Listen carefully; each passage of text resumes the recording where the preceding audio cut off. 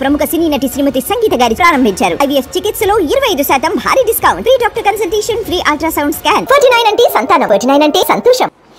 బుడమేరు వాగుకు వచ్చినటువంటి వరద ఉధృతి కారణంగా గండ్లు పడి విజయవాడ మీదకి నీళ్లు రావటం, భారీ స్థాయిలో విజయవాడ ముంపుకి గురవటం ఇదందరికీ తెలిసిందే. అయితే దీనికి సంబంధించి ఒక్కొక్కరి వర్షన్ ఒక్కొక్కటి.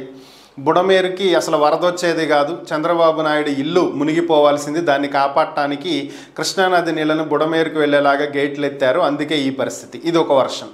ఇంకొక వర్షన్, బుడమేరు గేట్లు ఎత్తటం కారణంగానే అటు వెళ్లాల్సిన వరద ఇటు వచ్చింది.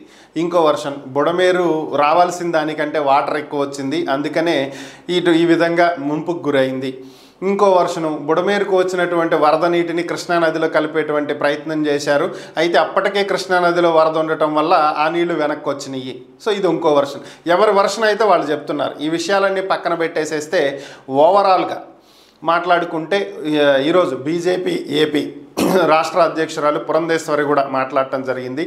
ఆమె మాట్లాడుతూ గతంలో 2014 నుంచి 19 వరకు అధికారంలో ఉన్నటువంటి టీడీపీ ప్రభుత్వం అప్పట్లో బుడమేరుని పటిష్టం చేయటం కోసం 400 కోట్ల రూపాయల నిధులను విడుదల చేయటం జరిగిందని, ప్రభుత్వం మారిన తర్వాత 2019 నుంచి 2024 మధ్యలో వైఎస్ఆర్ కాంగ్రెస్ పార్టీ ప్రభుత్వం బుడమేరుకు సంబంధించి ఎటువంటి చర్యలు చేపట్టలేదని, గత ప్రభుత్వం ప్రారంభించిన వాటిని కూడా ఎక్కడికక్కడ నిలిపివేయటం జరిగిందని, ఈ కారణం చేతే బుడమేరు నిర్వహణ లోపం వల్ల అక్కడ పూర్తిగా గండ్లు ఏర్పడటం, 3 గండ్లు పడినటువంటి నేపథ్యంలో భారీ స్థాయిలో వరద నీరు రావటం జరిగిందని, దానివల్లే విజయవాడ ముంపుకి గురైందని, జగన్ తను చేసినటువంటి పాపాన్ని వేరొక వాళ్ళకి అంటగట్టాలనేటువంటి ప్రయత్నం చేస్తున్నారు అని చెప్పి ఆమె వ్యాఖ్యానించడం జరిగింది.